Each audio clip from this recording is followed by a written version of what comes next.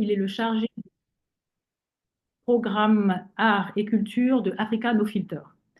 Il débute sa carrière en 2007 au Burkina Faso comme administrateur de la compagnie de danse Auguste Bienvenu. Puis, à partir de 2010, il devient parallèlement chargé de mission du Centre de développement chorégraphique La Termitière. Par la suite, son parcours professionnel mènera ses pas vers d'autres expériences tout aussi riches que variées. Consultant auprès d'organisations internationales comme l'Organisation des États ACP, AMA, Moves Africa, Africalia et On the Move. Il est l'auteur de plusieurs études et publications. En 2020, il a lancé avec Salamatou Diéné une agence d'ingénierie culturelle dénommée Sankof Art Production. Bienvenue, Monsieur Bouddha. Donc, en guise de déroulé, je vais d'abord passer la parole à Monsieur Doumbia, puis à Madame Belkacem, et enfin à Monsieur Bouddha pour des interventions d'une vingtaine de minutes chacune. Et ils auront l'occasion ensuite d'échanger avec vous pendant le temps restant. Donc, sans plus tarder, nous allons entrer dans le vif du sujet. La recherche de financement est une étape majeure, donc, dans le montage d'un projet et un grand défi. Donc, comment se rendre attractif, structurer efficacement les projets et leur budget, établir de bonnes relations avec les bailleurs, éviter les erreurs, mettre en place de bonnes pratiques pour justement avoir une dynamique durable euh, pour les structures et les porteurs de projets. Donc, Monsieur Doumbia, Madame Belgacem et Monsieur Bouddha, nous sommes à l'écoute de vos éclairages et voilà, je vous laisse la parole. Monsieur Doumbia, je vous en prie. Merci beaucoup, Gassira. Bonjour à tous, chers participants. Merci aux autres panélistes. Alors, je vais partager avec vous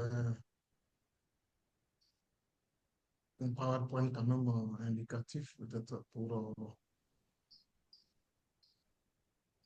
je ne sais pas si le PowerPoint partagé est visible.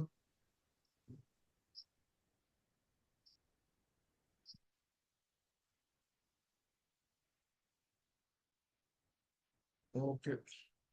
Alors, merci beaucoup d'être là et c'est un plaisir. Merci à Africa No Filter de nous avoir invités à partager ces mouvements ensemble avec les acteurs et les artistes du continent.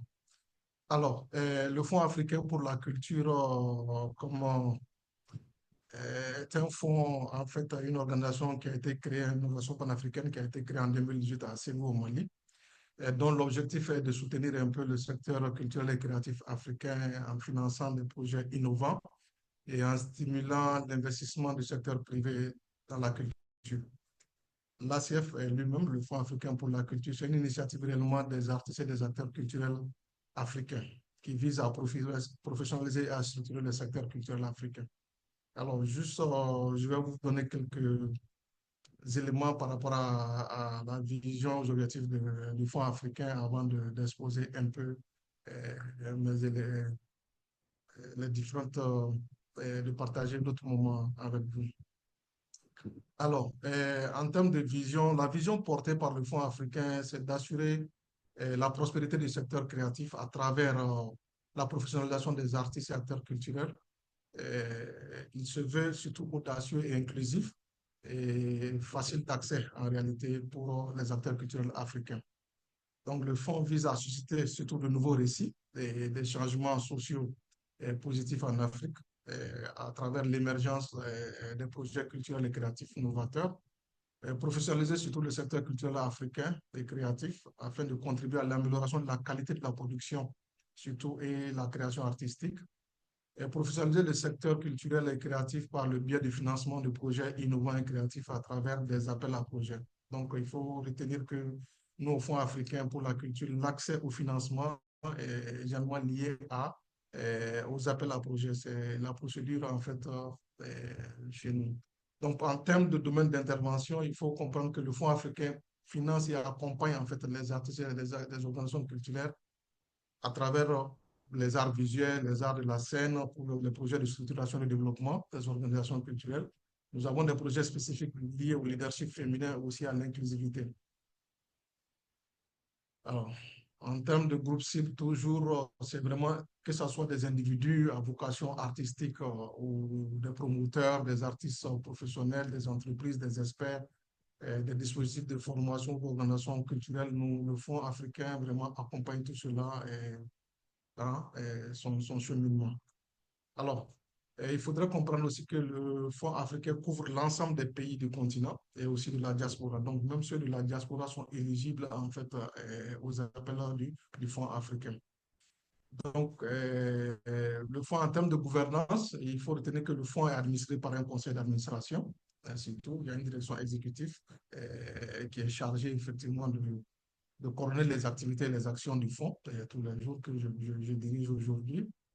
Le fonds a surtout un code de gouvernance strictement basé sur la transparence, la démocratie et l'équité surtout. Donc, ce code est vraiment régi à tous les niveaux de décision et d'action en fait du fonds. Donc, en termes d'autres spécificités, il faut surtout tenir compte que nos membres du jury vraiment sont sélectionnés de manière indépendante et à travers un peu l'ensemble des espaces du continent.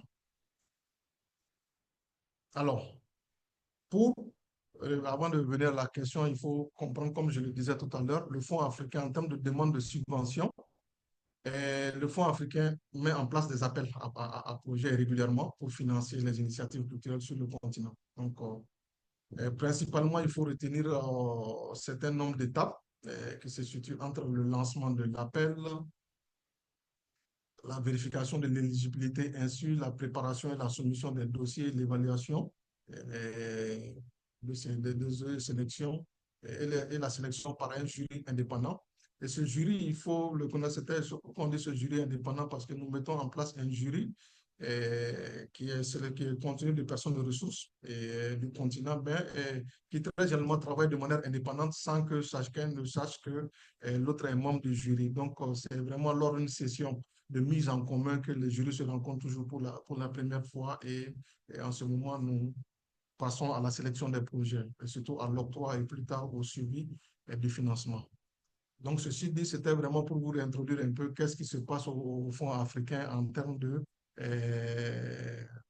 processus et de sélection pour vous permettre toujours d'avoir facilement accès au financement du Fonds africain pour la culture. Alors, maintenant, je vais parler par rapport à la thématique. Alors, on nous a demandé de parler de la rédaction, en fait, des demandes de subvention. Alors, nous, par notre expérience, nous avons quand même identifié un certain nombre d'étapes, sinon je dirais de phases, qui va se résumer réellement en trois phases en réalité. Donc, trois phases qui vont définir un peu, qui définissent un peu pour nous le processus par lequel vraiment, qui peut vous aider à avoir des offres techniques de qualité par rapport à vos demandes de subvention. Alors, pour la première phase qu'on appelle la phase préparatoire, en fait, cette phase préparatoire pour nous à trois étapes également, il faudrait comprendre que quand on parle de demande de subvention, très généralement, c'est soit à travers des appels à projets ou des plateformes mises en place ou autres, mais aussi très généralement par rapport même aux bailleurs également, parce qu'il y a des bailleurs qui forcément ne font pas d'appel à projet, mais qu'il est important de comprendre. Donc, une prise de connaissance en fait de ce bailleur, des centres d'intérêt de ce bailleur ou du contenu quand même de l'appel à projet qui est fait est très important. Excusez-moi, Monsieur Doumbia, si vous pouvez parler un peu plus fort, Ah, qu'on puisse mieux vous entendre. Merci. d'accord. Je vais essayer de hausser la voix davantage. Donc, je disais que la prise de connaissance de l'appel, du contenu de l'appel à projet qui est lancé ou des centres d'intérêt du bailleur sont très importants dans cette phase préparatoire parce qu'il faut réellement comprendre qu'est-ce qui est demandé, qu'est-ce qui est recherché en termes d'objectifs pour l'appel concerné ou le bailleur, quels sont ses centres d'intérêt, quels sont les résultats escomptés, recherchés en fait. Et c'est très important de prendre connaissance de cela. Donc, ensuite aussi, à travers ces appels ou à travers quand même le site Internet ou autre de ce bailleur, il est important de vérifier à votre niveau quand même cette vérification administrative par rapport aux critères d'éligibilité, surtout d'admissibilité de votre organisation ou en tout cas de votre personne par rapport à, à cet appel ou à ce bailleur. Donc, nous avons aussi l'autre phase qui est la phase d'identification des activités ou actions par rapport à l'appel ou au bailleur. Donc, dans cette phase préparatoire, il est important à l'interne, par rapport à vous-même, d'identifier quelles sont les actions ou l'activité qui répond au mieux par rapport à votre organisation, ou, par rapport à l'appel qui est lancé ou par rapport au centre d'intérêt en fait du bailleur que vous souhaitez solliciter en fait un financement, une demande de subvention. Donc, cette première phase préparatoire, comme je l'ai dit, c'est vraiment, ça permet de cerner un peu ce dont vous souhaitez faire et d'avoir un premier fil pour savoir à quoi est-ce que vous souhaitez vraiment proposer en termes d'offres par rapport au bailleur cible. Donc, la deuxième phase, pour nous, c'est la phase de rédaction, qui, elle aussi, comprend un certain nombre d'éléments quand même, en trois éléments aussi. Et surtout, dans cette phase de rédaction, il est tout d'abord important pour nous en termes de trucs surtout procéder à une bonne répartition des tâches et de se fixer des délais par rapport à un chronogramme. Alors, ça peut dépendre du type, que ce soit le type d'appel quand on est une organisation, un individu, mais je parle de façon générale, il est important vraiment de se fixer des délais en termes de trucs par rapport à la rédaction de cela et de bien partager réellement les tâches au niveau de l'équipe pour que vous soyez le plus efficace et les contributions soient le plus conséquemment possible. Donc, par rapport à cette deuxième étape de la phase de rédaction, alors, parce que dans la phase de rédaction, il faut comprendre que si c'est un appel à projet, très généralement, peut-être il y a un formulaire qui est disponible, donc il va falloir réellement s'y adapter et mieux répondre, parce que le bailleur donne en ce moment les orientations des éléments dont il souhaite vraiment ressortir. Donc ça, c'est vraiment important. Dans le cas contraire, tenez compte surtout des critères du bailleur, des centres d'intérêt du bailleur. Parce que, comme je l'ai dit, il y a certains bailleurs qui ne lancent pas forcément des appels, mais quand vous voulez soumettre un dossier, il est très important de s'enquérir vraiment des centres d'intérêt. Donc, très généralement, ce qu'on peut rencontrer à ce niveau, qui est pour la plupart du temps, et par rapport à un projet vraiment qui peut être très intéressant pour un bailleur, surtout l'originalité du projet peut être l'un des éléments importants. Quand je parle cette fois-ci dans le cas quand on n'est pas dans le cadre d'un formulaire adapté ou autre, mais quel qu'en soit très généralement, ces écrans ressortent même dans un formulaire. Donc, l'originalité du projet est très importante par rapport à l'appel au contenu, à l'objectif ou au résultat escompté recherché. Donc, l'originalité du projet est l'un des critères vraiment importants de mon point de vue. Alors, il y a aussi la pertinence de ce que vous présentez. Et alors, la pertinence, il faut la voir sur plusieurs ans.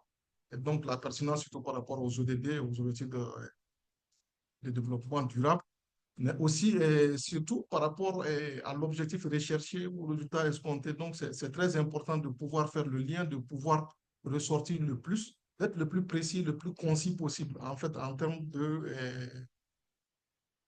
présentation de votre dossier. Donc, il est très important les éléments recherchés que vous puissiez les faire ressortir de façon très euh, visible, qui est plus accessible, qui peut être facilement compréhensible. Compréhensible. Donc, il faut être vraiment le plus concis possible. Et tenir compte du contexte obligatoirement parce que quand un appel est lancé, c'est dans un contexte spécifique. Quand un bailleur fait des actions de financement, c'est dans un contexte spécifique et il faut en tenir compte. Donc, forcément, ceci va refléter sur la qualité technique et financière de votre dossier. Et par rapport à la qualité technique et financière de votre dossier, alors, il est important quelque part d'avoir cette cohérence entre la partie technique et surtout la partie financière. Cette cohérence parce que la partie financière n'est autre que l'expression chiffrée de ce que vous présentez comme off technique. Donc, ce qui est impossible, ces éléments vont vous permettre réellement, très généralement, d'être le plus proche d'un dossier plus techniquement appréciable ou un dossier quand même très abordable dans sa lecture, dans sa compréhension dans sa qualité. Donc, par rapport à cette dernière étape de la phase de rédaction, alors, il est important pour la plupart du temps de procéder à une relecture. Quand je comprends de manière que ça ne soit pas seulement de la lecture individuelle, parce que quand vous vous mettez à écrire des tours, quand vous êtes une équipe, il est toujours bien de le partager, que vous puissiez faire des relectures ensemble de façon groupée, à ce que vous puissiez travailler davantage sur la qualité du rendu, sur la qualité du rendu et les échanges, et surtout la perception, la meilleure façon réellement de présenter. Donc, c'est bien qu'il est très important d'avoir un très bon un travail vraiment d'équipe très renforcé et qui peut permettre réellement d'améliorer toujours la qualité de votre offre technique et financière par rapport à cette phase de rédaction. Donc, la troisième phase que j'ai nommée la phase de soumission, qui est assez importante parce que pour moi, tout ça, ça fait partie de cette bonne présentation de votre offre. Et dans cette phase de soumission, c'est que quand vous avez l'offre technique déjà, cela suppose que l'offre technique et financière est prête. Alors, il est important que vous vérifiez davantage en fait, sur les documents administratifs additifs qui doivent être additifs à l'offre technique sont vraiment disponibles à jour surtout et procéder à la vérification de tout cela parce que très généralement aussi, ça peut être des critères de refus ou de non-acceptation de votre demande. Donc, il est très important de procéder à une vérification. Comme on le dit, la répétition, elle est toujours importante pour vous permettre de faire un travail plus propre et et mieux présenté. Donc, dans cette phase de soumission, la seconde étape que je conseille beaucoup, pour la plupart du temps, c'est la soumission avant le délai. Quand on dit avant le délai, généralement pour moi, avant le délai, il ne s'agit pas de l'heure, mais il s'agit plutôt de se poser un idéal. L'idéal pour moi, au minimum, c'est 2 jours avant le délai. Minimum 2 jours avant le délai. Parce que pourquoi? Par expérience, par rapport à très généralement là où on utilise les plateformes, on rencontre beaucoup de difficultés à ce niveau. Et les demandeurs sont toujours activés dans les 24 heures ou les heures de la clôture. Alors, ce qui fait que tout le monde envoie au même moment et souvent sur certaines plateformes, ça peut poser beaucoup de problèmes et ça peut faire de sorte que votre dossier ne soit pas rendu à temps. Et donc, par rapport à tous ces efforts fournis, je pense que c'est pourquoi je parle de faire un programme de dispatcher les tâches de sorte que vous pouvez dans le meilleur délai possible et de le présenter. Parce que j'ai vu plusieurs demandeurs passer à côté par rapport uniquement du fait qu'ils n'ont pas été assez prudents à ce niveau.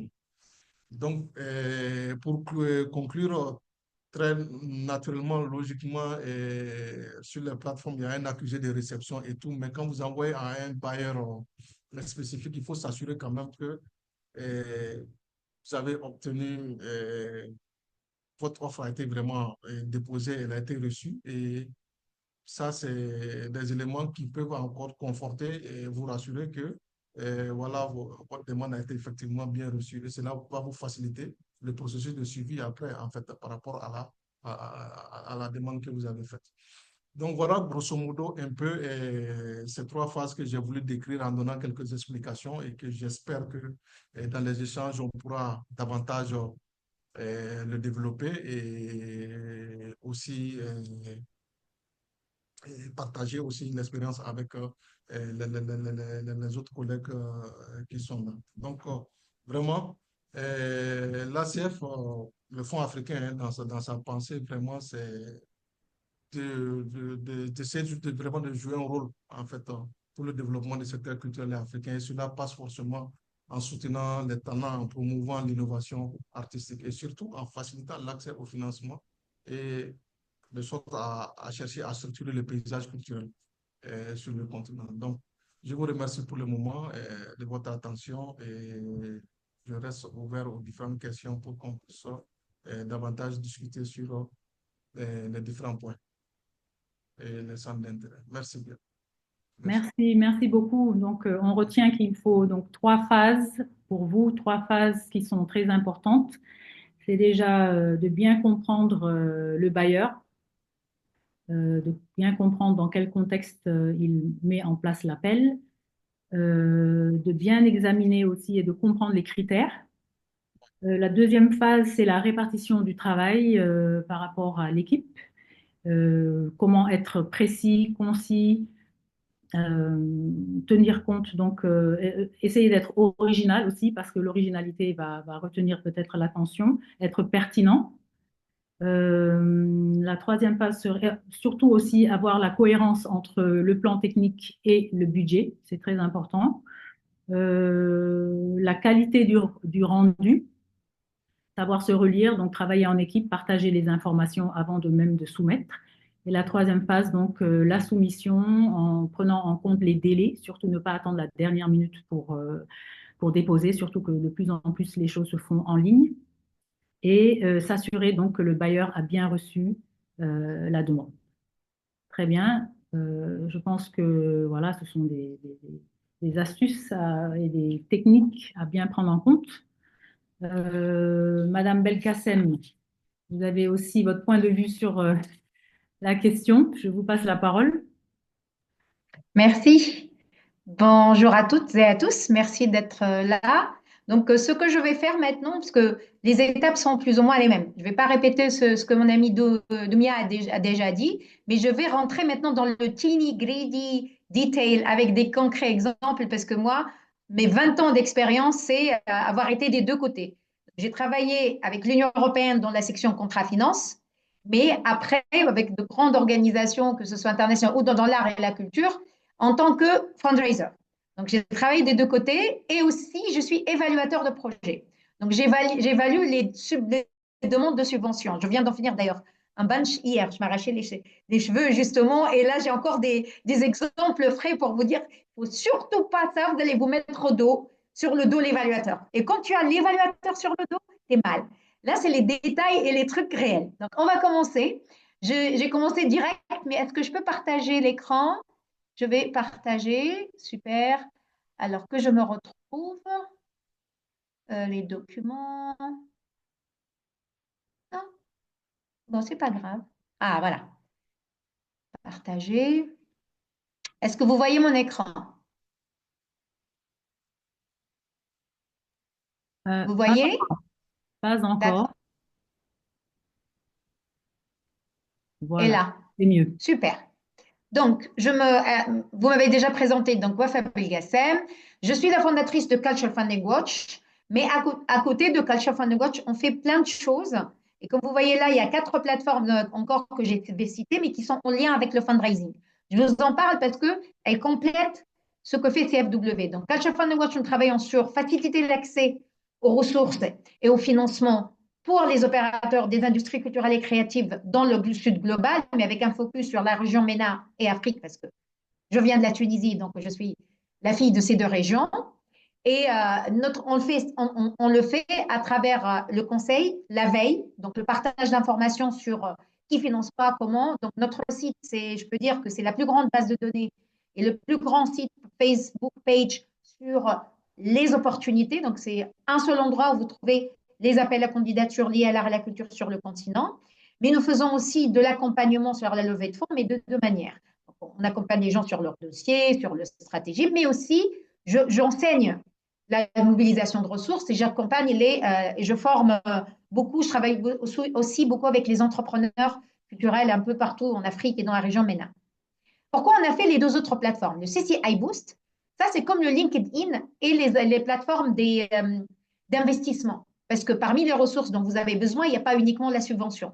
Il y a plusieurs ressources. Aujourd'hui, notre sujet de conversation, c'est la subvention, mais il y a l'investissement, etc. Donc, on a fait cette plateforme qui permet aux créatifs et aux investisseurs de se croiser sans avoir besoin d'intermédiaires.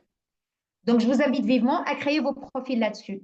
La plateforme suivante qui s'appelle le Aram Digiton, ça, c'est une réunion en ligne gratuite qu'on fait tout le temps. On invite, d'ailleurs, le ACF, ce sont des abonnés chez nous. Chaque fois qu'on les invite, ils sont adorables, ils viennent. Donc, on invite ACF, Africanofilter d'ailleurs, aussi, ils sont adorables, ils ne nous ont jamais dit non. Et on les invite à venir, comme a fait notre ami Dumia tout à l'heure, vous présenter le fonds, comment postuler, etc. Vous avez ça, mais multiplié par 10, 15, 20, 40, 50 fois des fois. Avec des bailleurs de fonds, vous pouvez poser des questions sur les opportunités. La dernière et le dernier bébé, c'est une plateforme qui s'appelle Art and State. Pour ceux d'entre vous qui disposent d'espaces créatifs, que ce soit de répétition, studio de recording, de salles d'exposition, de chambres ou de studios d'artistes qui ne sont pas exploités tout le temps parce que vous n'avez pas de subventions pour faire des programmes tout le temps dans ces espaces, Art and State, pour faire simple, c'est le Airbnb des espaces créatifs qui vous permet de mettre à disposition d'un public beaucoup plus large les espaces qui sont libres au moment où vous n'avez pas besoin pour vos projets, pour vos activités. Et comme ça, vous rentabilisez. C'est gratuit. Donc, je vous invite. C'est très facile de créer le profil de son petit studio, de la chambre d'artiste, de la salle d'exposition, etc. Et c'est toujours gratuit. Donc, moi, je vous ai parlé, on fait de la formation, du benchmarking, de la recherche sur le financement et du conseil. Donc là, c'est notre site, c'est les opportunités comme vous les trouvez sur le site de Culture Funding Watch. Vous cliquez, vous allez avoir le détail, puis le lien pour aller soumettre, pas d'intermédiaire, pas de rétention d'informations. Maintenant, le vif du sujet. Oubliez l'exercice, parce que je fais toujours des exercices. Comme a parlé notre ami Domia, le go, no go, avant, c'est-à-dire avant de soumettre, il y a une étape cruciale à prendre en considération. Parce que des fois, on est souvent, vous savez, sous pression, on a besoin de trouver des fonds, on a des impératifs, il y a des enjeux compliqués derrière. Et nous, dès qu'il y a une opportunité, on s'accroche. Il faut apprendre à évaluer. Parce que comme de notre côté, comme disait Mohamed tout à l'heure, il y a du bon et du mauvais. On soumet de bonnes propositions, mais on soumet aussi des mauvaises en fonction. Eh bien, côté bailleur, il y a des bons et des cons. Excusez-moi, là, vous allez me virer, les amis. Mais c'est des humains des deux côtés. Donc, des fois, tu as des opportunités qui sont ce que j'appelle les opportunités empoisonnées. En fait, il ne faut vraiment pas y aller parce que soit ce qu'on vous demande de faire dans un temps précis, c'est non faisable, soit on vous demande de faire des choses énormes avec des moyens tout petits, c'est les pièges. Et là, tu dis non. Je prends ces 10 minutes pour lire très bien les lignes directrices de l'appel à candidature et je regarde sur 3 critères principaux. La pertinence, est-ce que c'est pertinent par rapport à ce que je fais ou est-ce que aussi, moi, est-ce que je suis pertinent si je soumets par rapport à l'appel à candidature? Le deuxième, c'est la faisabilité. Est-ce que ce qu'on nous demande de faire, dans les conditions telles que précisées dans les appels à candidature, c'est quelque chose de faisable, sans que ce soit dangereux pour vous, c'est-à-dire trop de choses, vous n'avez pas l'équipe, etc. Est-ce que c'est faisable? Et troisièmement, ce qui est très important, est-ce que c'est rentable? Même la subvention, elle devait être réfléchie comme ça, parce que la rentabilité, il n'est pas nécessaire de la calculer une rentabilité pécuniaire, de l'argent seulement. Parce que ça va être une rentabilité de positionnement, de relationnel. Des fois, tu soumets. Des fois, moi, je soumets, par exemple, à des appels à candidature, en sachant que, bon, j'ai très peu de chance vraiment de l'avoir, mais je me dis, déjà, pour être dans le radar de ce bailleur de fonds, que ce nom circule. Donc, la rentabilité, il faut qu'il y ait quelque chose pour vous. Financier, positionnement, relation, etc. Et une fois que vous satisfait, cette opportunité satisfait ces trois critères principaux, tu dis est-ce que go ou no go? C'est pour ça qu'on appelle go ou no go decision. La décision, y aller ou pas y aller. On la prend en équipe et on évalue la situation et on avance. Donc, il faut vraiment avoir cette force de se dire oui, je suis cette pression, oui, j'ai besoin de cet argent, mais je vais quand même prendre 10 minutes de objectivement réfléchir est-ce que je vais pouvoir mettre mon énergie là-dedans ou je passe à autre chose. D'accord? Une fois on a fait, qu'est-ce qu'il faut? On n'est pas encore, hein, avant même encore de, on a pris la décision d'y aller. Maintenant, qu'est-ce qu'il faut faire? Il faut, il y a la phase pré-écriture, avant que tu commences à écrire. Lire attentivement les lignes directrices. On a cette mauvaise habitude de lire ce qu'on, c'est humain, hein, on lit ce qu'on a envie de lire et on comprend ce qu'on a envie de comprendre. C'est humain. Qu'on est sous pression, c'est écrit appel à candidature pour les projets culturels au Burkina Faso. Et on va s'arrêter là. On est tellement sous pression. Et du voilà, voilà, c'est moi, je suis un acteur culturel et je suis du Burkina. Et mais tu as oublié de lire le détail. L'appel à candidature s'adresse aux gens du secteur de la musique. Tu dis, ah oui, c'est moi, je suis dans la musique, c'est génial. Non, non, non. Et on soutient les projets de post-production. C'est-à-dire, si tu soumets ta projet, tu dis, je vais créer mon œuvre, tu es hors sujet. Et ça crée énormément de perte de temps et d'énergie, de frustration. Parce que moi, ce que j'entends souvent en tant qu'évaluateur, ah oui, mais non, tel fond, c'est qu'entre eux, c'est les amis, on sait très bien à qui ils vont donner. C'est pas vrai, il y a un peu de ça, je ne nie pas. Mais il y a beaucoup de l'impertinence de ce que les gens proposent. Parce qu'ils sont sous pression, il ne va pas lire. Parce que tu dis, voilà, tu as envie, je dis souvent, c'est essayer toujours de mettre un éléphant dans un frigo. Mais quoi que tu fasses, cet éléphant, il ne va pas rentrer dans le frigo. Donc, il faut d'abord regarder, est-ce que ce frigo va pour moi? Donc, on lit les lignes. Ça, c'est un appel à candidature. Il faut être au Mali ou en Tunisie. Il faut avoir 2 ans d'existence. Il faut avoir de l'expérience dans ce qu'on a fait et proposer un projet en post-production dans le secteur de la musique précis encore folklorique. Donc, il faut lire attentivement les lignes directrices. Mais ça ne s'arrête pas là. Parce que souvent, un appel à candidature, vous savez, moi, quand les gens viennent me voir, ils me disent, mais comment tu fais pour être très successful tu réussis dans la levée de fonds? Je dis, la perception erronée, c'est qu'on pense que le succès est lié à l'écriture, la qualité de la proposeuse. C'est important, c'est vrai, mais ça ne représente au mieux que 40%. Les 60% qui restent, c'est entre la veille, c'est-à-dire collecter l'information pour savoir qu'est-ce que tu vas mettre exactement dans l'appel à candidature, et 20%, on va dire sur les 60, il y en a 40% de l'information, ce qu'on appelle c'est comme l'espionnage, c'est service secret, et 20% la chance. Ça, il n'y a rien à faire. Je vous expliquerai c'est quoi la chance après. C'est le hasard et c'est votre karma qui vous aide ou qui ne vous aide pas. Donc, la collecte d'informations, il faut, parce que quand on appelle un bailleur de fonds, c'est une institution généralement. Donc, ils sont obligés de répondre à des standards de façon d'écrire les choses internationales. Il ne faut pas donner les idées aux gens parce que ça devient, tu vas fausser la compétition. Donc, ils sont obligés d'écrire des textes très neutres qui ne te disent pas, ils veulent bien, mais les lois leur interdisent. Souvent, quand ils ont des bailleurs, ce qu'on appelle les backdonors, par exemple, le fonds, c'est un fonds de l'Union européenne, mais c'est l'ACF qui le gère, ils ont encore plus la contrainte des règles de l'Union européenne. Mais toi, tu as besoin de plus d'informations. Mais qu'est-ce qu'ils veulent exactement? Oui, mais de la musique post-prod. Mais à quoi? Et comment tu vas trouver ça? Eh bien, tu vas sur leur site et tu vas regarder. Si c'est un fonds qui donne chaque année, tout bailleur, il publie ceux qu'ils ont financés avant. Va sur leur site, tu vas dire qui sont les anciens, qui a bénéficié. Ça va te donner une idée sur la tendance, le type de projet qu'ils financent. D'accord? Donc déjà, c'est une information. Les sessions d'information, avant, ça ne se faisait pas beaucoup. C'est-à-dire quand il y a un appel à candidature, les bailleurs ne font pas comme ça, ils font 1 heure, ils réexpliquent l'appel, ils répondent aux questions. Là, vous êtes une génération qui a cette chance-là parce que ça s'est vulgarisé, maintenant c'est devenu un standard. Pourquoi c'est important d'assister à ces réunions d'information? Pour 2 choses importantes. Encore, l'intelligence, c'est l'espionnage. D'abord, tu as l'opportunité de pouvoir poser directement quelque chose qui n'était pas clair pour toi quand tu as lu la ligne directrice, en lien avec c'est-à-dire comment tu vas te préparer pour répondre à l'appel à la candidature. Ça, c'est de l'or, il ne faut pas le rater. Donc, tu prends la peine et le temps d'assister à ces sessions d'information. Deuxièmement, quand tu assistes à la session d'information, bah, tu vas regarder qui est avec toi dans la pièce, n'est-ce pas? Ou dans le Zoom. Moi, la première chose que je fais, vous savez, les amis, c'est j'ouvre la liste des gens qui sont là. Et ça va te donner une idée sur quoi? Sur la concurrence. C'est important de savoir contre qui on va soumettre. Pour 2 éléments. D'abord, tu vas réaliser qu'est-ce qui te différencie. Ça, tu vas le mettre dans ton appel, dans ta proposition. Parce que tu sais que les autres, c'est qui. Et tu sais, toi, ce que tu as en plus par rapport à ces qui.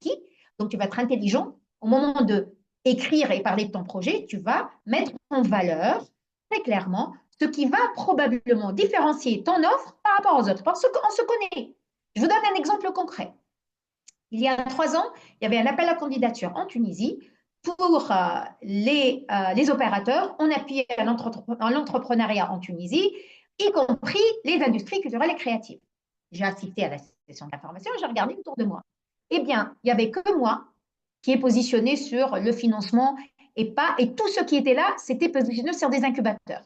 Donc, j'étais à 99,99,99 que tous les projets qui vont être soumis, c'est des projets d'incubation ou d'accélération. Et comme je connais mon métier, je connais mon secteur, je sais que le point faible qui va être dans tous les projets qui vont être proposés, les proposals de ces gens-là pour l'incubation, au moins pour les industries culturelles et créatives, c'est le lac de compétences sur la question de mobilisation de ressources et levée de fonds. Et c'est qui est mon fort. Qu'est-ce que j'ai proposé? Au lieu de designer un projet, leur dire hey, je vais me battre contre eux, et je vais proposer un projet d'incubation. Avec moi, mon plus, c'est que moi, je connais comment les aider à lever des fonds. J'ai dit non. J'ai adopté une autre stratégie, soumissionné un projet, je lui dis au bailleur, j'ai écrit comme ça, hein, je dis je parie que 90% des projets que vous allez évaluer dans cet appel à candidature sont comme ça pour les ICC. C'est des incubateurs. Et vous allez voir dans leurs propositions, tous leurs points faibles, c'est l'accès à l'information, au financement. Et à quoi ça sert de former des entrepreneurs s'ils n'ont pas l'argent pour concrétiser leurs projets? Ce que je vous propose de faire, c'est que moi, je prends en charge et j'accompagne les bénéficiaires de ceux que vous allez sélectionner en tant qu'incubateur. Et moi, ils finissent l'incubation, ils passent avec moi. Donc, je ne me suis pas positionnée en concurrence, mais au contraire, en complémentaire à mes concurrents. Bingo, j'ai été prise. Easy peasy. Donc, lire l'information, être dans les sessions de formation, c'est très important. Ensuite, il y a le troisième, on dit chez nous, le téléphone arabe. Tu regardes dans la liste de ceux qui ont financé avant. Et si tu trouves quelqu'un par hasard que tu connais, n'hésite pas à prendre le téléphone et dire tiens, s'il te plaît, parce que les gens, quand ils ont déjà bénéficié, je sais, vous allez me dire, mais oui, mais les gens, ils pensent qu'on est en concurrence, ils ne partagent pas. Je suis tout à fait d'accord avec vous. Mais quelqu'un qui a déjà bénéficié d'un fonds, il sait qu'il a très peu de chances l'année suivante tout de suite avoir un fonds. Donc, il va être encore plus apte à partager. Et en plus, tu ne vas pas demander des choses très, très secrètes. Tu vas te poser des questions. Moi, ce que je pose, oui. Excusez-moi, encore peut-être 3 minutes. Oh, d'accord. Donc, pour pouvoir passer la parole à François quand même.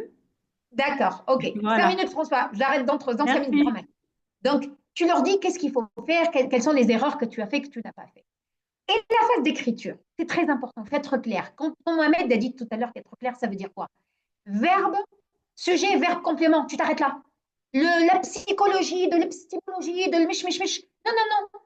L'évaluateur, c'est un être humain. Il a un truc comme ça à évaluer. S'il doit lire 5 fois la même phrase pour comprendre déjà ce que vous voulez dire, vous l'avez perdu déjà.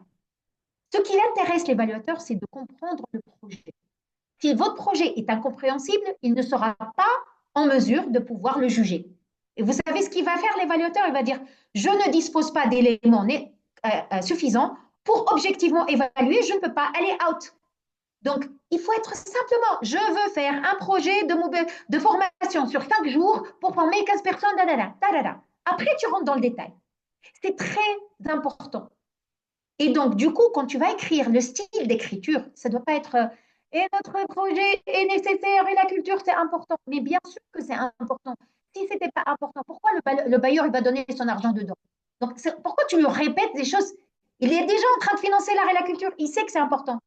Rentrez dans le vif du sujet. Ce qui est important, c'est comment votre projet est pertinent par rapport à son appel à candidature. Donc, tu lui dis, moi, je te propose de faire ça, ça, ça, parce que dans ton appel, il y a ça. Et du coup, voilà, je te propose de le faire comme ça.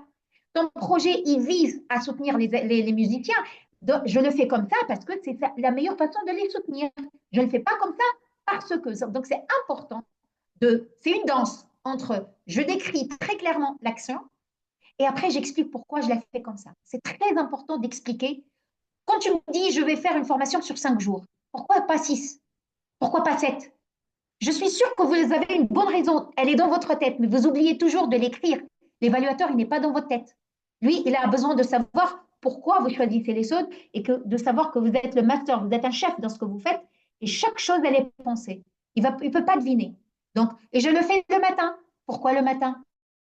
Peut-être parce qu'il y a une très bonne raison, parce que vous êtes un gender sensitive pour des questions de genre. Tu dis l'après-midi, les mamans chez nous, elles doivent aller chercher les enfants à l'école et elles ne peuvent pas. Et si on veut être sensible au genre, moi je le fais le matin ou je le fais le soir.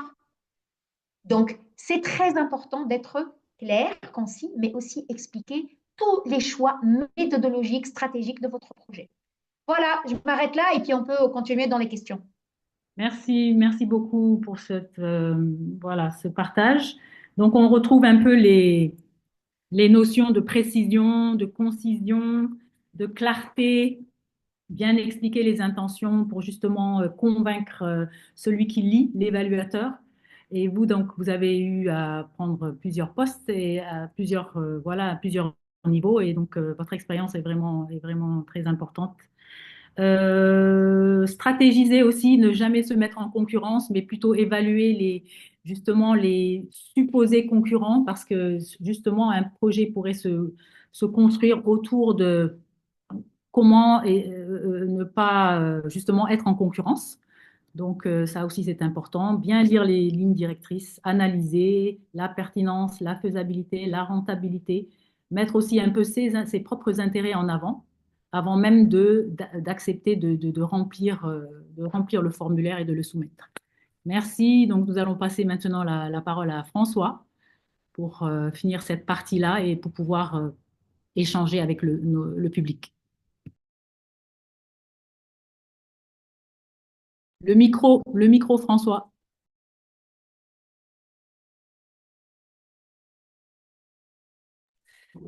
Et voilà. Bonjour tout le monde. Vous m'entendez? Allô? Vous m'entendez?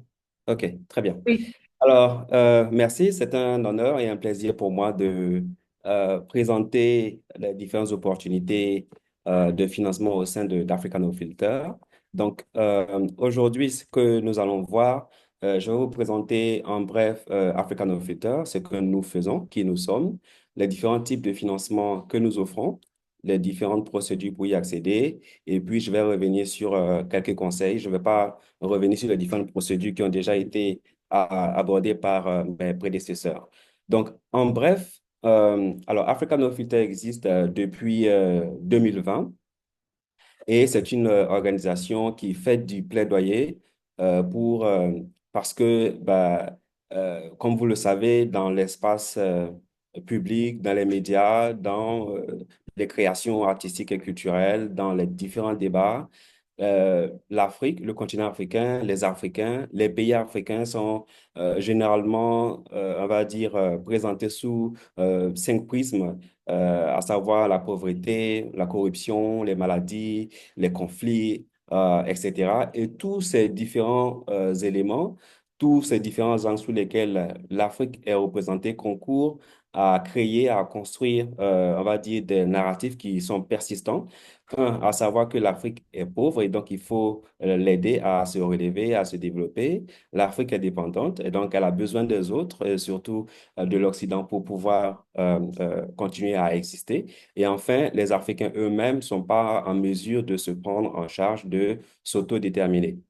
Donc, voilà pourquoi nous existons. Et donc, notre mission, justement, c'est de déconstruire les stéréotypes, de déconstruire les préjugés sur le continent africain et de mettre en avant, justement, ce côté qu'on ne voit pas souvent dans les médias, dans l'espace public, dans les débats, à savoir que au-delà des enjeux auxquels nous faisons face, au-delà des difficultés que nous rencontrons, le continent africain est aussi un continent dynamique où il y a du progrès, où il y a des innovations et où il y a aussi des opportunités.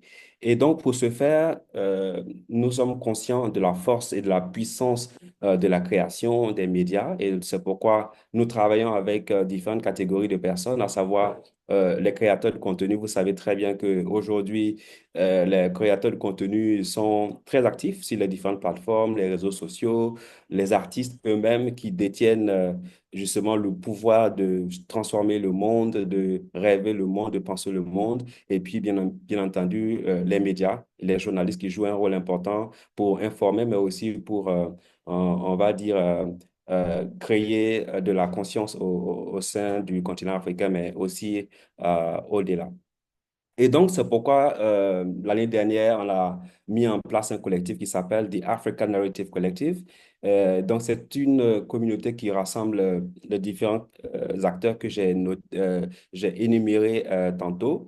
L'idée de mettre en place ce réseau, c'est parce que nous faisons face à une réduction croissante de nos budgets et donc il est impossible pour nous de financer tout le monde. Et deuxièmement, nous sommes aussi conscients du fait qu'il y a des acteurs qui sont engagés à travers le monde, à travers le continent africain, dans la diaspora, pour changer les narratifs sur le continent africain. Et nous avons pensé utile de fédérer ces différentes énergies. Donc, ce collectif, c'est vraiment un espace pour non seulement mettre en lien les différents acteurs, donc créer des opportunités de réseautage à travers des rencontres en ligne comme celle-là, des rencontres en présentiel, dans la mesure où on encourage de plus en plus les différents membres du collectif à s'organiser et à organiser des rencontres dans leur ville. C'est un espace où nous mettons en lumière les différentes activités des membres du collectif. C'est un espace où nous mettons en lien les membres du collectif avec différents partenaires, des plateformes, des marchés, etc. C'est un espace où aussi on va dire, on développe les différentes compétences à travers des masterclass, des formations. Et enfin, ceux qui sont membres du collectif sont éligibles pour bénéficier de subventions. Et je vais parler de cela plus amplement. Donc maintenant, en parlant des différentes euh, des différents types de financement que nous offrons. Alors, comme je l'ai dit tantôt, nous avons mis en place un collectif l'année dernière.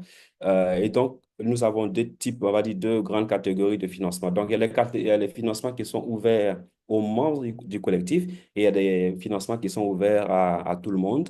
Et au titre des financements qui sont ouverts au collectif, nous avons déjà les aides au projet. Et donc, ça, il s'agit d'un fonds qui permet de soutenir des projets qui sont en phase qui ont déjà cours et qui ont besoin d'un petit coup de pouce pour pouvoir se développer, passer à l'échelle. Nous avons le fonds Kékéré. Donc, Kékéré en Yoruba du Nigeria veut dire petit. Donc, c'est un fonds qui offre de petites subventions à des artistes, des journalistes, à des créateurs de contenu émergents afin de leur permettre de continuer à créer du contenu pour changer les narratifs sur le continent africain. On a de Last My Film Fund, et ça, c'est un fonds d'aide à la post-production et qui s'adresse aux cinéastes du continent africain, mais aussi de la diaspora, et donc pour leur permettre de finaliser leurs films et donc, encore une fois, ces films doivent présenter, on va dire, une image positive, plus nuancée du continent africain. Et enfin, nous avons le soutien opérationnel et le renforcement des capacités. Donc, soutien opérationnel, comme son nom l'indique, hein, c'est pour permettre à des organisations engagées dans l'espace, dans le domaine du changement des narratifs, à pouvoir continuer à fonctionner, à financer leurs différentes activités et enfin, en ce qui concerne le renforcement des capacités, il s'agit des structures qui œuvrent à appuyer d'autres structures plus petites. Voilà, donc voilà en gros ce que nous offrons à notre communauté. Et maintenant, en ce qui concerne les offres qui s'adressent à tout le monde et donc à ceux qui ne sont pas forcément membres de notre communauté. Donc, ce sont des appels à candidature qui sont lancés de façon régulière. Par exemple, en 2023, nous avons lancé le ENF Comedy Lab. Donc, c'était euh, un projet pour soutenir les humoristes. Comme vous le savez, l'humour connaît un développement fulgurant sur le continent africain. Il s'agissait de les amener à créer du contenu pour justement une meilleure représentation du continent africain. En ce moment même, il y a le projet Move Africa, lancé en collaboration avec l'Union africaine et la coopération allemande pour justement amener de différents créateurs de tout le continent à créer des histoires, des récits autour de la mobilité positive. Parce que on a l'habitude d'entendre des histoires sur la mobilité, sur la migration, mais généralement qui sont présentées sous l'angle négatif, alors qu'il y a aussi des histoires positives autour de la mobilité sur le continent africain. Et il y a aussi un prix qu'on a lancé en 2023, c'est the African Narrative Change Film Award. Donc, chaque année, on offre un ou deux prix à des films qui reflètent un peu le continent que nous voulons voir, des films qui présentent le continent sous un angle plus positif, plus nuancé. Et donc, l'année dernière, par exemple, on a signé un partenariat avec le Festival international du film du Caire pour donner un prix au film Dahomey de Mati Diop. Alors, en termes de procédure, donc je ne vais pas revenir sur ce que mes collègues ont déjà dit ici, mais juste vous dire ce que enfin, on va dire la typologie d'acteurs que nous finançons, que ce soit des artistes, des créateurs de contenu, des organisations culturelles, des médias, des journalistes, des blogueurs, des vlogueurs ou des organisations qui sont dans le plaidoyer. Mais le plus important, c'est de retenir que au-delà de la qualité artistique, ce que nous regardons au sein d'Africa No Filter, c'est quel est l'impact de vos projets en termes de changement de narratif. Est-ce que ces projets-là renforcent les stéréotypes que j'ai mentionnés tantôt ou est-ce que ces projets permettent de présenter l'Afrique sous un nouvel angle? Et si vos projets sont amenés à traiter de ces questions, est-ce que vous traitez ces questions-là de façon nuancée, d'une façon équilibrée, d'une façon qui apporte du contexte et de la nuance? Et, euh, et donc ça, comme je l'ai dit, hein, ces différentes subventions sont ouvertes aux membres du collectif. Mais si vous n'êtes pas membre du collectif, ben, il y a une possibilité pour vous de rejoindre le collectif. Et donc, je ne vais pas aller dans le détail, mais si vous allez sur notre site Internet, vous allez voir un lien qui va vous permettre de vous auto-évaluer, de voir si votre travail rentre dans le cadre de notre mission, à savoir changer les narratifs sur le continent africain. Et si oui, vous postulez. Une fois que vous êtes retenu, vous allez, il va y avoir un entretien et dès que vous êtes euh, retenu, vous allez recevoir une lettre d'admission et vous pouvez justement participer aux différentes conversations qui ont lieu dans le cadre du collectif. Et là, je vais terminer avec quelques conseils. Donc, cela a déjà été dit hein, par mes collègues.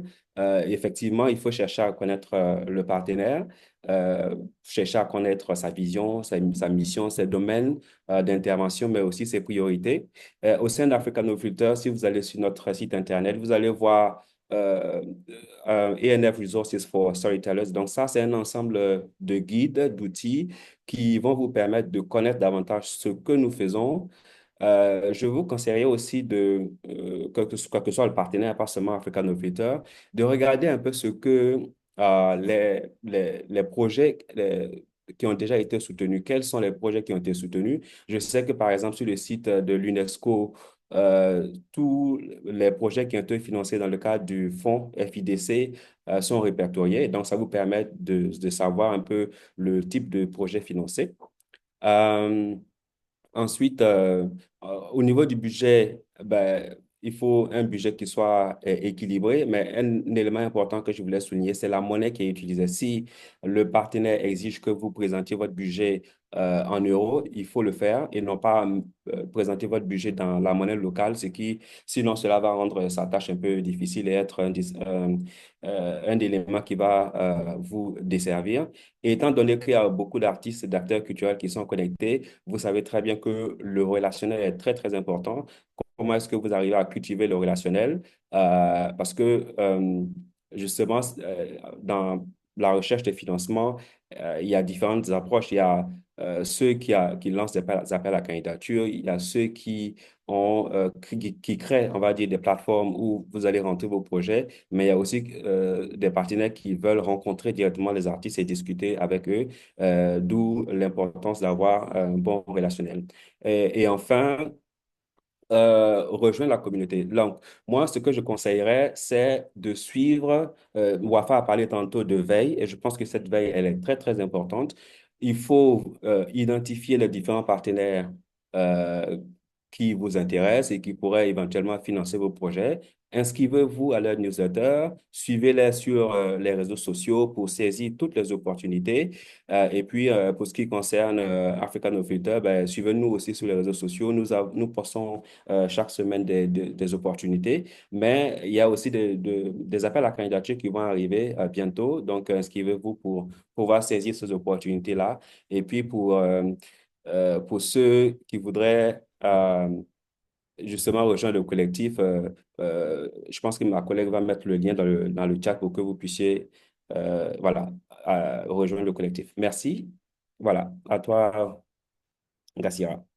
Très bien, merci François. Donc, ce qu'on peut retenir, c'est que là aussi, tu as dit qu'il fallait bien connaître le bailleur, suivre les opportunités qu'il offre, suivre toutes les informations qu'il peut poster sur Internet, savoir quel projet il soutient, avoir un budget équilibré, mais pas seulement équilibré, mais faire attention aussi à la monnaie qu'on utilise dans le budget et être sûr que si c'est en monnaie locale, il faut aussi la convertir dans la monnaie du bailleur pour gagner du temps. Ce qui est important aussi, c'est le relationnel, parce que justement, certains bailleurs maintenant veulent avoir un contact direct avec les candidats. Donc, être sûr d'avoir un bon relationnel. Donc tout ça, c'est important. Et aussi, tu es revenu sur l'esprit de Africa No Filter, justement, et savoir que si on postule à Africa No Filter, il faut être conscient de l'impact du projet sur justement le changement de récit et de le faire avec nuance. Donc en gros, hein, si je n'ai pas... Voilà. Et c'est le qui, le quoi et le comment, pour vraiment résumer. Très bien. En tout cas, merci pour ces interventions et pour tout ce que vous avez pu partager comme expérience et comme information. Nous allons passer aux questions. Alors, il y a dans le chat des questions. Alors, les participants, si vous avez vraiment des questions, il faut les poser dans le chat. Jusque-là, je vois que... euh, alors, on demande la traduction en anglais. Ça sera pour une prochaine fois. Justement, c'est une des premières fois que les masterclass se font en français d'ailleurs, hein. Je pense que les anglophones ont pu bénéficier de plusieurs masterclass jusque-là. Euh, alors, les questions. On demande l'adresse email de Monsieur Doumbia. Euh, comment faire partie du collectif et avoir accès aux appels d'offres? Est-ce que vous pouvez préciser un peu votre question, puisqu'il s'agit de quel collectif? Celui de Africa No Filter? Celui de CFW?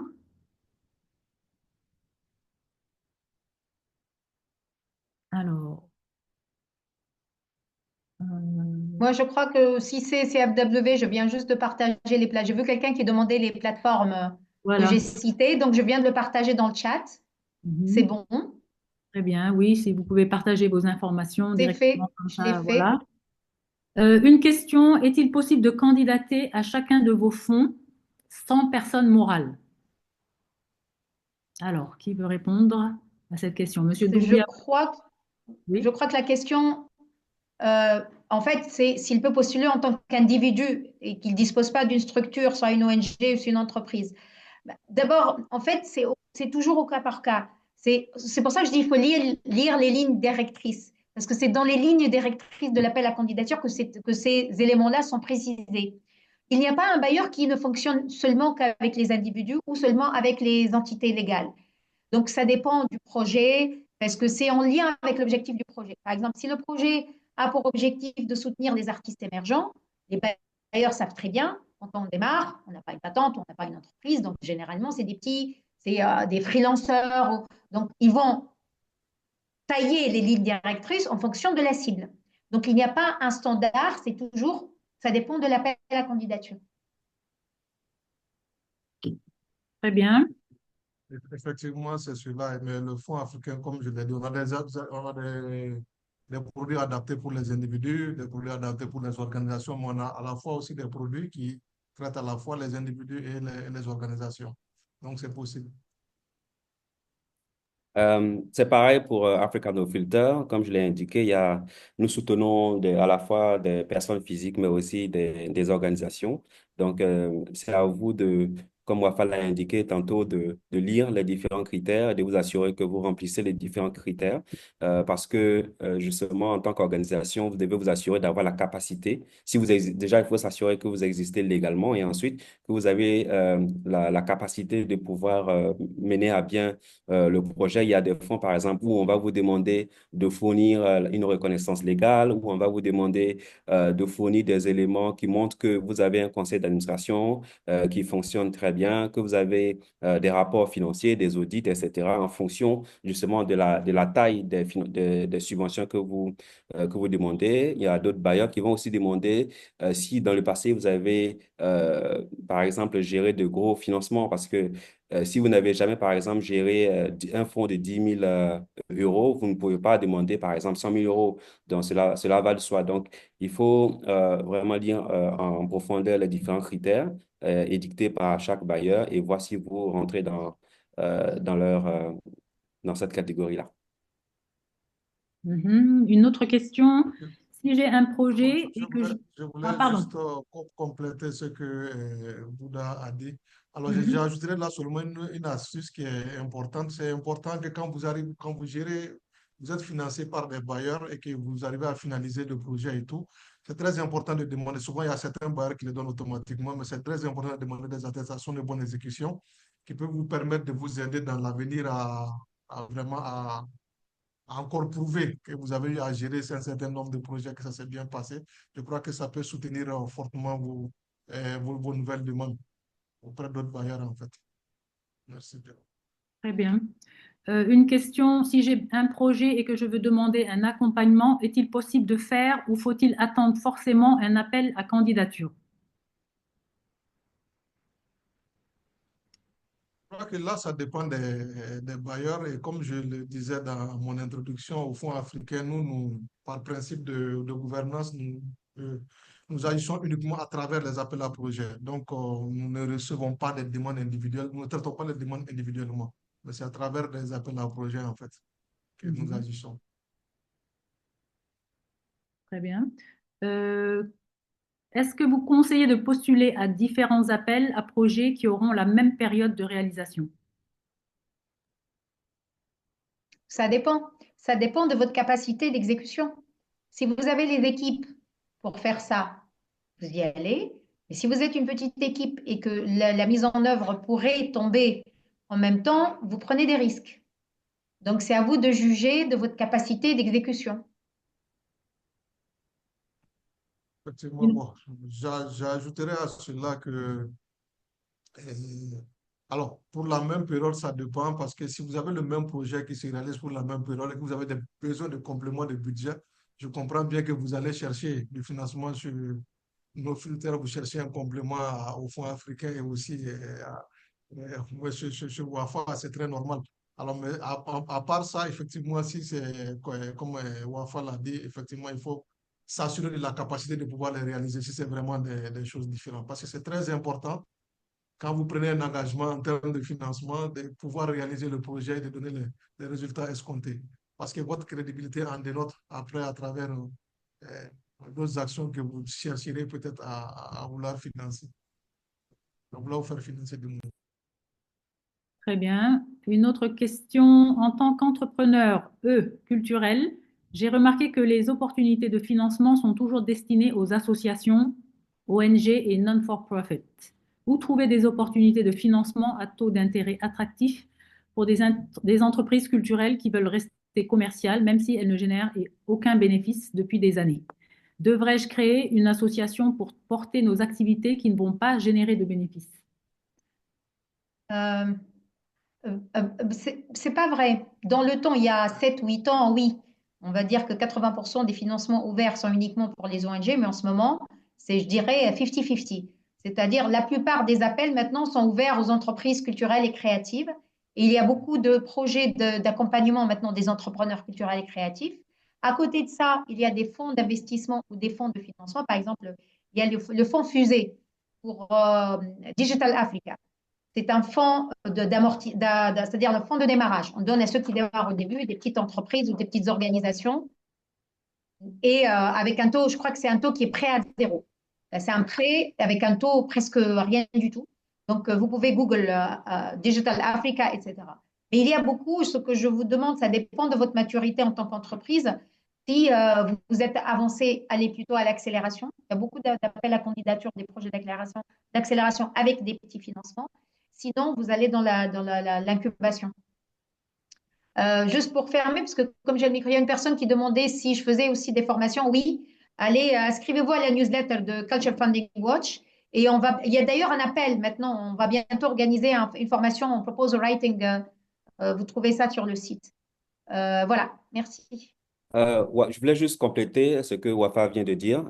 Tout à fait, il y a de plus en plus on va dire, d'initiatives pour soutenir les entrepreneurs culturels. J'en veux pour preuve l'initiative de Africalia, qui a lancé depuis quelques années son programme d'incubation qui s'appelle Afrique Créative.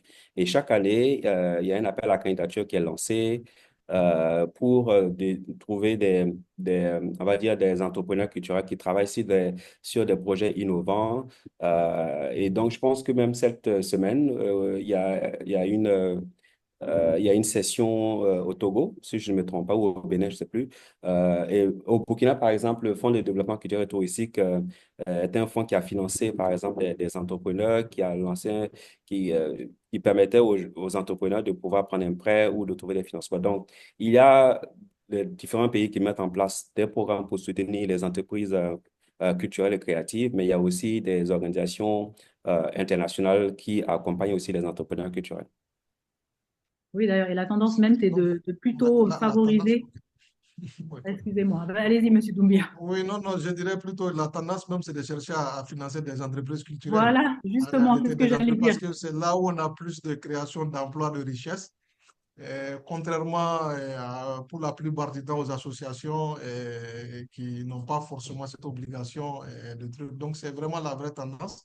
Même le projet AWA, je pense qu'on a plus cherché à financer des entreprises que de financer forcément des associations ou autres. Donc, c'est vraiment la tendance et je pense qu'il y a beaucoup d'initiatives, même dans la sous-région. Il y a l'UEMOA qui est en train de réfléchir à mettre un mécanisme en place. Je pense qu'ils seront mieux placés un jour d'en parler. Ils ont à rapprocher assez d'experts qui va être vraiment quelque chose qui va financer davantage les entreprises et non les associations. Donc, c'est la tendance. C'est la tendance. Tout à fait, vous m'avez marché sur la langue. Mais ça ne veut pas dire qu'il ne faut pas créer d'association non plus, hein. Il faut quand même, il faut Bien les sûr deux. que oui. Voilà, c'est un Bien sûr que équilibre oui. entre les deux. Bien sûr. Voilà, Parce qu'il y a, il y a la sauvegarde quand même du patrimoine et tout à voilà, continuer à entretenir, c'est ça. qui est le ciment, du moins c'est la matière première pour la création. Alors, on a une autre question.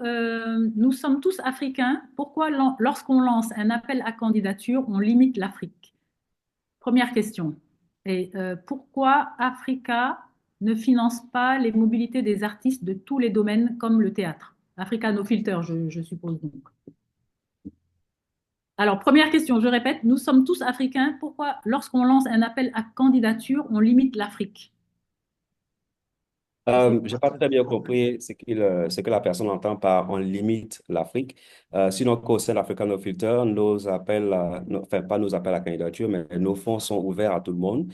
Enfin, je vais dire aux Africains, qu'ils soient sur le continent africain ou qu'ils soient dans la diaspora. Ça, c'est la première question. Deuxième question, c'est... Pourquoi, pourquoi Africa No Filter ne finance pas les mobilités des artistes de tous les domaines comme le théâtre? Alors, Africa No Filter ne finance pas la mobilité des artistes parce que, comme vous le savez, ça coûte hyper cher. Il y a des structures qui sont dédiées à financer la mobilité. Par exemple, il y a Art Moves Africa, il y a Africa Artline, je crois. Il y a des structures qui sont dédiées au financement de la mobilité. Nous, on ne finance pas la mobilité sur le continent africain. Comme je l'ai indiqué tantôt, ce qui nous intéresse, c'est de soutenir des acteurs qui sont engagés à travers leur créativité, leur talent, leur savoir-faire à changer les narratifs sur le continent africain. Donc, comment est-ce qu'on crée du contenu, on développe des projets pour une meilleure représentation du continent africain? C'est ce que nous, on finance, mais pas la mobilité. Très bien. Et donc la mobilité, c'est Madame Belgacem qui aurait peut-être la solution pour ça, non? Votre micro. Le micro est fermé. En revanche, Gassira, je Oui. voulais peut-être suggérer une plateforme qui est vraiment intéressante pour la mobilité. Oui. Au-delà de Art Moves Africa, il y a aussi On the Move, que Wafa connaît très bien. Donc, si vous allez sur la plateforme de On the Move, non seulement il y a un guide de financement de la mobilité qui est édicté régulièrement, mais il y a aussi des opportunités qui sont postées régulièrement. Donc, vous y allez, inscrivez-vous, suivez et vous allez avoir toute forme on va dire, d'opportunités relatives à la Ouais. mobilité. Voilà. il y a ça, mais c'est aussi pour, il y a aussi les deux. Si vous regardez une fois par semaine, CFW et On the Move, vous avez couvert tout ce qu'il y a en mobilité pour l'art et la culture. Parce que Culture Funding Watch, nous, on se concentre sur l'Afrique. Sur On the Move, vous allez trouver tous les appels à candidature de partout dans le monde. Comment ça s'écrit? Culture Funding Watch, je vais l'écrire tout à l'heure. Et donc là, pareil, il y a les appels à candidature, vous allez trouver les liens, etc., etc. Et il y a aussi, pour la mobilité, malheureusement, bon, on veut parler de ça, c'est un souci qu'on a sur le continent, c'est qu'il n'y a pas assez. On n'a que 3 ou 4 fonds qui permettent de bouger. Certains, ils sont, donc le ACF, qui finance de la mobilité. Il y a le Africa Artline, qui finance sur la musique, mais pour l'instant, ils sont en train de réviser leur stratégie, mais je pense qu'il y aura bientôt quelque chose. Il y avait AMA, mais je ne sais pas aussi, c'est en veille, Art Moves Africa. Donc, on n'a pas beaucoup, malheureusement, de financement intra-africain. Et d'ailleurs, on a besoin de vous, ensemble, justement, en tant que communauté, de dire et faire du plaidoyer en disant, voilà, il faut soutenir encore plus le ACF pour que lui puisse s'occuper des bourses de mobilité. Il faut soutenir Africa Artline et tous ceux qui gèrent des fonds de mobilité. Très bien. Est-il possible d'avoir une liste des différents bailleurs qui peuvent financer notre secteur? Alors ça, il faut... Ben, c'est CFW. C'est CFW. Tu peux filtrer par pays, tu peux filtrer par secteur. Et inscris-toi à la newsletter. D'ailleurs, j'ai oublié, on envoie à chaque début du mois la liste des appels à candidature de tous les deadlines du mois. C'est-à-dire tous ceux qui vont ouvrir ou finir en janvier, tu vas le recevoir début janvier avec un rappel. Et ça, c'est gratuit et il faut juste s'inscrire à l'info, la lettre d'information de Culture Funding Watch. Comment aborder des bailleurs en l'absence d'un appel à candidature sur le moment? C'est une danse. Vas-y, Mohamed, vas-y, toi. Non, vas-y. Non, non, bon, alors là, comme on l'a dit, c'est vraiment, il faut chercher à connaître le bailleur et on peut l'approcher en l'écrivant, bien évidemment, en le présentant, mais pour pouvoir l'approcher, il faut chercher à comprendre son centre d'intérêt et tout, et pouvoir lui faire une offre alléchante, si je peux dire comme ça, de sorte qu'il puisse être intéressé par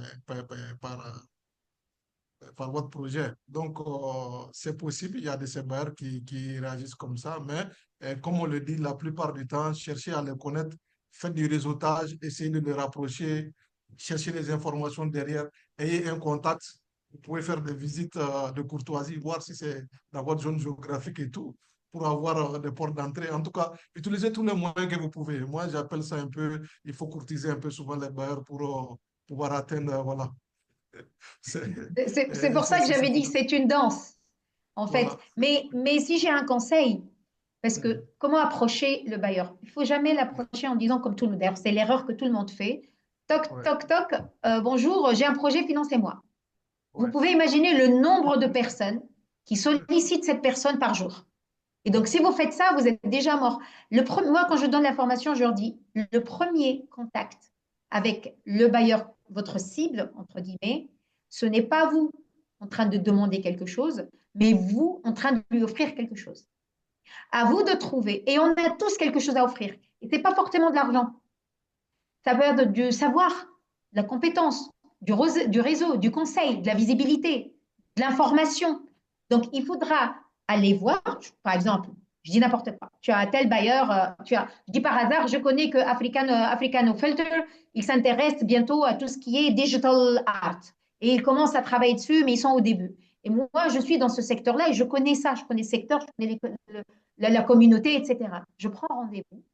Je lui dis, tiens, François, écoute, c'est pas toc toc, François, j'ai un projet, comment tu me finances?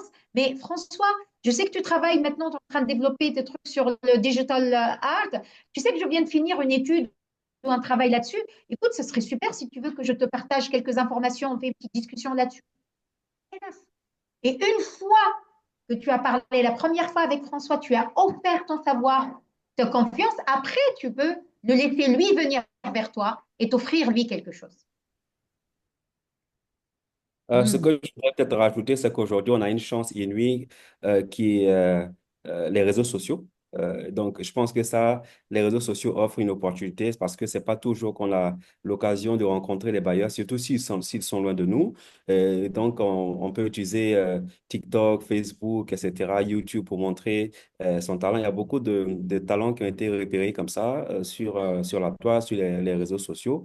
Et deuxièmement, je pense que Wafa l'a dit, hein, c'est le réseautage. Donc, quand vous allez, déjà, il fallait voir les spectacles, il fallait voir des expositions, etc. Et quand vous y allez, il ne suffit pas juste de regarder et de repartir, il faut rester à la fin. Et c'est là que vous allez avoir l'opportunité de rencontrer les gens, apprenez à réseauter, à parler aux gens, à partager ce que vous faites. Voilà. Très bien. Une autre question. Comment... Ah non, ça, je l'ai déjà posé. Excusez-moi. Êtes-vous ouvert au projet avec la diaspora? Donc ça, je pense que ça Euh, s'adresse à... oui, au fond Voilà. africain, oui, je l'ai dit, c'est l'Afrique et la diaspora en fait. Nous avons financé des projets dans plus de 10 pays de la diaspora. Très bien. Pareil pour African Offiter. Ouais. En tant qu'association, que faut-il comprendre lorsqu'on applique, lorsqu'on donc on répond à un appel 2 à 3 fois de suite et qu'on n'est pas retenu? Que nos différentes propositions ne répondaient jamais aux critères, que faut-il faire dans ce cas?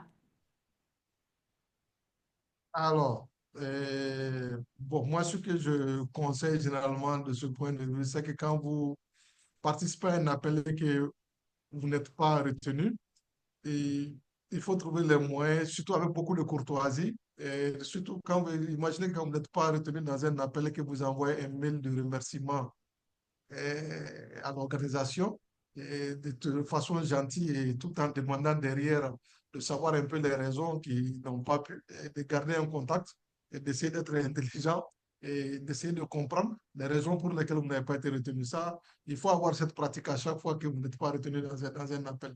Et je pense que ça peut permettre d'améliorer en fait à chaque fois que votre offre est faite. Je pense qu'il ne faut pas attendre la deuxième, troisième fois pour le faire.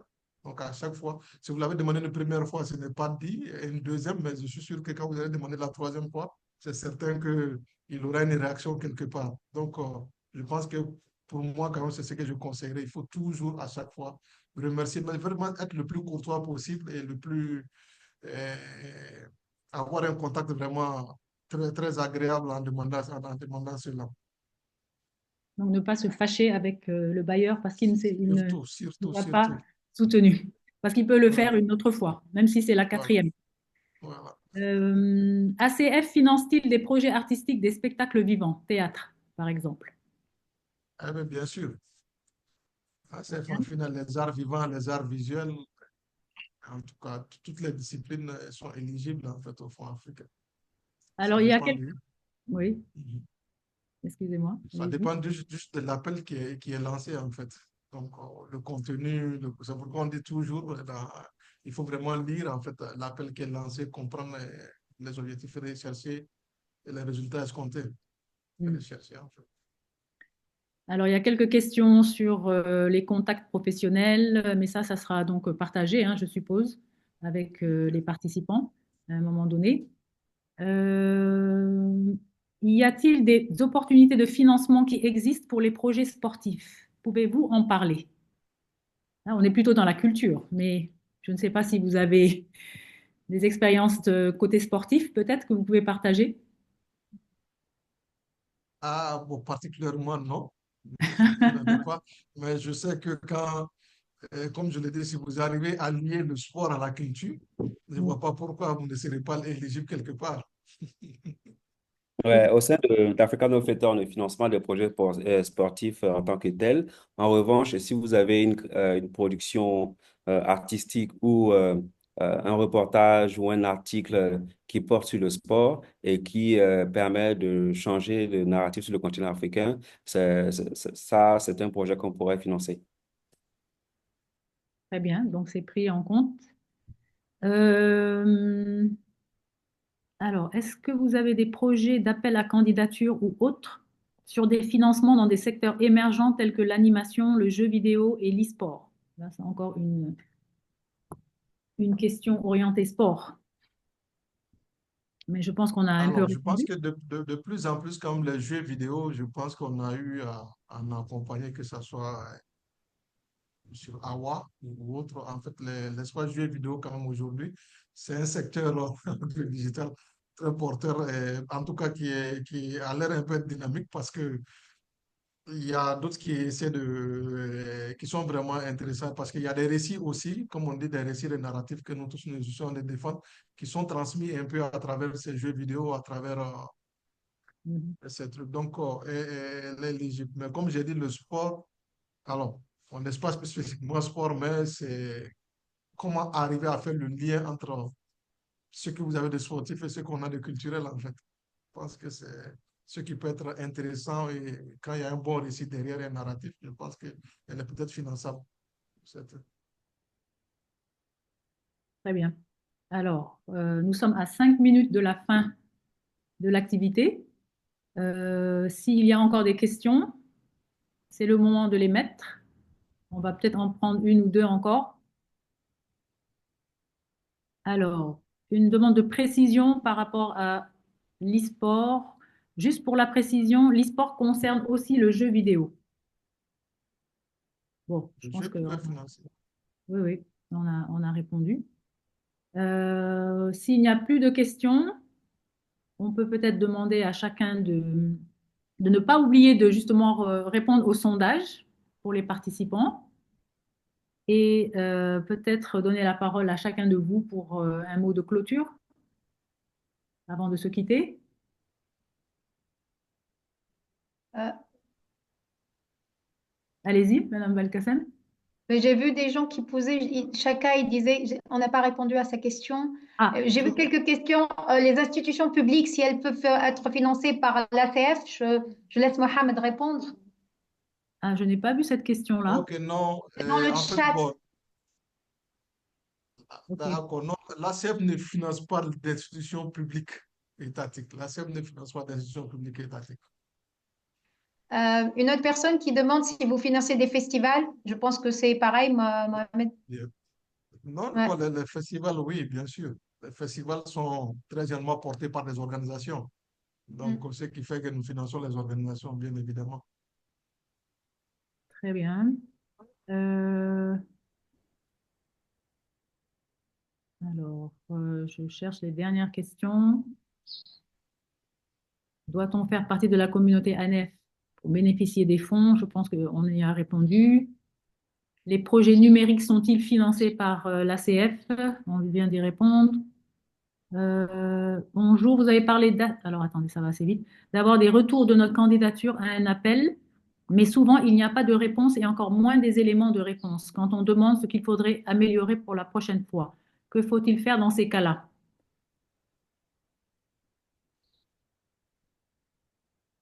Alors, moi, comme j'ai dit, il faut être quand même aussi imaginatif et souvent innovant.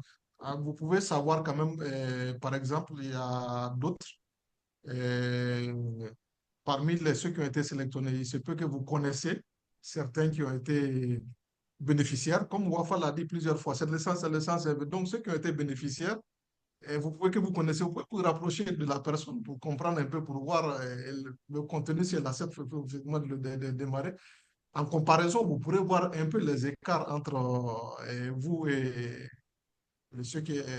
la personne qui a été. Donc, ça peut permettre de corriger quelque part. Mais pour la plupart du temps, quand même, pour une organisation sur eux, je sais que écrire à 3 à 4 fois la même chose, c'est ça m'étonnerait bien qu'on ne veuille pas vous donner une réponse tellement à cela. Mais si c'est le cas, je crois qu'essayez de contacter d'autres qui ont reçu et vous pourrez vous faire une idée et puis avoir des conseils. Mais comprenez que l'évaluation, comme on a dit, Wafa l'a dit, comprenez que les évaluateurs, c'est pourquoi on demande d'être concis et précis. C'est-à-dire qu'il faut pouvoir prendre leur truc. C'est les humains. Souvent, ça peut ne pas être, ça ne leur parle pas, votre projet. Donc, ce n'est pas que ce n'est pas bon. Forcément, quand vous n'êtes pas retenu, ne veut pas dire forcément que votre projet n'est pas bon. C'est ce qu'il faut d'abord retenir. Ce n'est pas forcément dire que votre projet n'est pas bon, mais certainement, ça n'a pas tenu, en fait, ça n'a pas beaucoup parlé, en fait, à l'évaluateur. C'est très possible parce qu'on a toujours ces cas. Et d'autres trouvent Ouais. qu'ils ont même écrit pour d'autres et qu'ils sont meilleurs qu'eux. Bon, mais il faut comprendre. C'est des humains, c'est des évaluateurs et il faut que votre projet leur parle. Très bien. Je pense que Très, là, très bien. on a plus le temps de prendre une autre question. Mais en tout cas, je pense ils auront les contacts et donc vous pourrez entrer aussi en contact directement avec nos trois intervenants. Euh, voilà, donc en résumé, il faut savoir offrir quelque chose au bailleur et surtout ne pas se poser en victime en fait, parce que c'est un gagnant-gagnant finalement. Vous apportez votre savoir, votre compétence, votre expertise, mais et en retour, on vous aide à vous réaliser, mais surtout ne pas se poser en victime parce que quand même les projets que l'on avance sont parfois pertinents et donc il faut continuer à intéresser et à ne pas se décourager quand on n'est pas soutenu et comprendre pourquoi on n'est pas soutenu, savoir utiliser les réseaux sociaux aussi pour se rendre visible, savoir réseauter, ne pas hésiter à se rendre dans les événements où on aura peut-être l'occasion de rencontrer les bailleurs, apprendre à se vendre, à bien présenter son projet. Donc tout ça, ce sont des choses qu'il faut savoir maîtriser. Et donc là, on va finir par remercier nos intervenants, remercier Africa No Filter pour cette opportunité voilà, d'élargir les connaissances et d'avoir vraiment trois experts qui sont très disponibles, qui sont à votre service et qui sont prêts à vraiment poursuivre la conversation, peut-être dans une autre masterclass ou sur un autre sujet. Et donc, voilà, nos remerciements à tous les participants. N'oubliez pas de faire le sondage. Si vous voulez aller sur Africa No Filter, c'est africanofilter.org, cfw.org aussi, si je ne me trompe, ou .com, non? En tout cas, C'est culture funding. Ouais, je sur viens. funding, Regardez, il y a voilà, quelqu'un tout qui est posait la écrit. question tout à l'heure. Tiens, je partage le lien, c'est là. Voilà, tout est C'est là. quelqu'un qui demandait. Voilà, je viens de le partager. Parfait. Monsieur Doumbia, ACF, je Oui. dois dire que ACF, le formulaire est très très simple et effectivement, c'est assez facile de se retrouver et voilà, de mettre les informations. Donc parfois, ce n'est pas toujours le cas. En tout cas, merci à tous et à très bientôt. Bonne fin de Ramadan, bonne fête, bonne fin de carême Merci bien. et merci à Merci. tous. Au revoir. Merci bien. Au revoir. Au Au revoir, revoir. merci. Merci pour ces échanges.